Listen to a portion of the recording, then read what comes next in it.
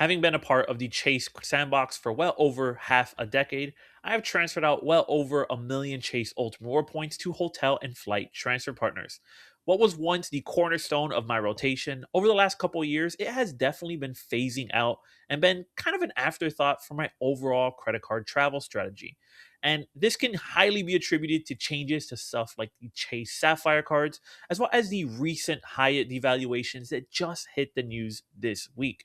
And in this video, we're going to talk about why Chase transfer partners and the ecosystem as a whole has consistently been getting worse when we compare it to the others at hand. But before we hop into that content, guys, feel free to like, comment, subscribe as it directly supports my channel and I release credit card content here on YouTube weekly. In my opinion, Chase has always been the safety net for beginners in the credit card points and miles game because of the ease of use and acceptance terms of their credit cards. Being able to just apply for the Chase trifecta and having a total of $95 in annual fees and being able to address most of the areas of spend in almost everyone's daily lifestyle is a great place to be in the credit card points and miles game. And the cherry on top was access to some of the best transfer partners, such as the World of Hyatt. Having the Chase trifecta and access to the World of Hyatt always gives you peace of mind because you know that every single time you swipe your credit card, you know that you're going to capture at a minimum 1.5 to 2 cents per point for every single one of your Hyatt redemptions. Having stayed at some 5-star resorts across the world in places such as Cabo San Lucas, I have seen the kind of power of the Chase Ultimate Reward point not only here in the US but internationally as well. And the value was undeniable. Almost every single person here in the credit card points and miles game has Hyatt at the top of their list in regards to credit card point value. But unfortunately, all of this is going to be changing later in April, where the World of Hyatt just announced a major devaluation coming to us in April or May. Now, this isn't not standard for the World of Hyatt because over the last couple years in April, they have devalued their hotel chains. But for the most part, what it was moving categories of hotels, meaning that if one was a level 4, they may moving up to level 5, increasing the cost of said hotel. While this did sting, Hyatt is now going rogue and evolving their entire pricing chart. Prior to this change, there was only 3 levels of price charting, being off-peak, standard, and peak, which just influenced the cost of the room slightly. Now with the evolved pricing chart, not only are hotels moving between categories, but now there are 5 different pricing terms, which kind of gives you a set price as well as the ability for Hyatt to give you sort of a dynamic pricing as well.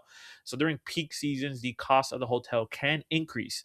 And if you compare the two charts, you can see that there's increases up to 20 to 30% from the cost of the same room.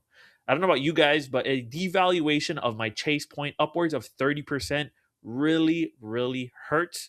And it kind of makes me happy that I have pivoted towards the other hotel ecosystems like Hilton. Now, many people are probably wondering why the most popular transfer partner that was definitely getting utilized at a high level had to go and change their entire evolve chart when it was working so well.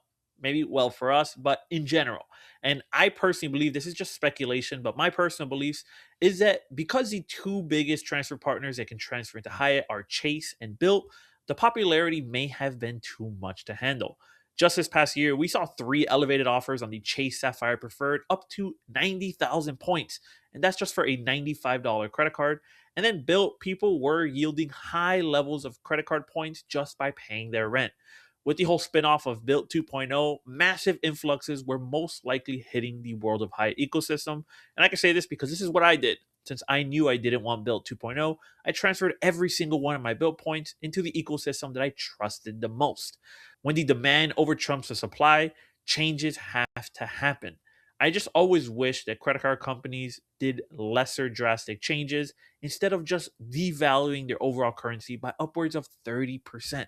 Which takes us into probably the most important part of the video, and something that I probably sound like a broken record if you watch some of my other videos, is to earn and burn your credit card points.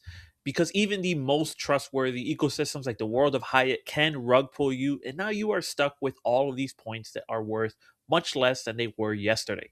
The way you don't get caught with your pants down, guys, is to use your credit card points once you earn them. Even if that means, I know it can get stressful a little bit, especially with how hectic our lives are nowadays. Pre-plan your trips. I personally have the next 4 vacations planned as well as paid for in credit card points and miles because when I earn my credit card points, I utilize them instantly. This way, I know even if, let's say, Hilton devalues their currency, I already spent all of my Hilton Honors points at yesterday's price. Same goes for Hyatt, same goes for City points, American Airlines points, all credit card points in general. Use your credit card points, earn those memories, guys, because tomorrow the credit card points and miles game might not even be here.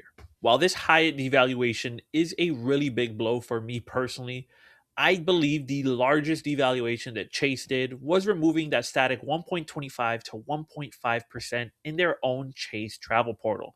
With the whole refresh of the Chase Sapphire Reserve, they announced that they were stripping away this benefit from all credit card holders with a deadline of any current credit card points that you have and replacing it with the point boost feature.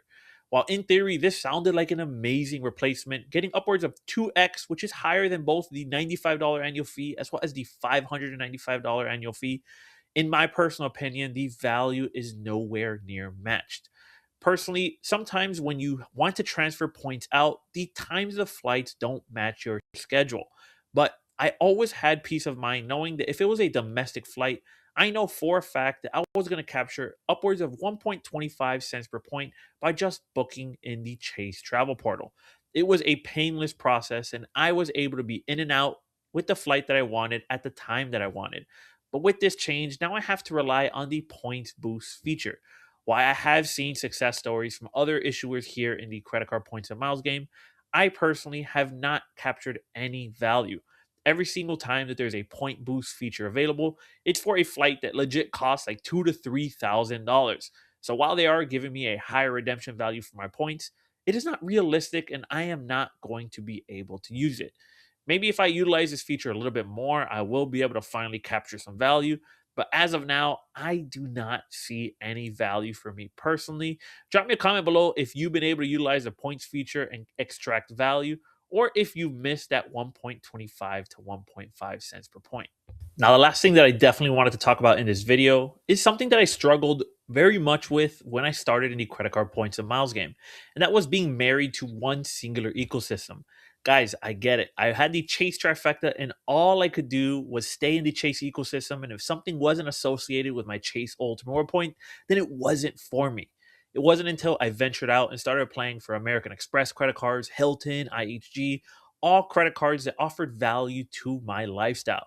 And once what was the Chase trifecta, guys, is now the City trifecta.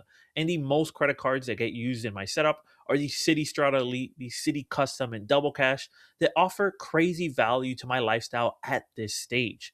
And that's why I say at this stage, guys, because you are going to evolve not only in life, but in the credit card points and miles game. At one time, you're going to churn crazy amounts of sign up bonuses. And the next time, you just want to garden your overall setup and be the least complicating that you can be.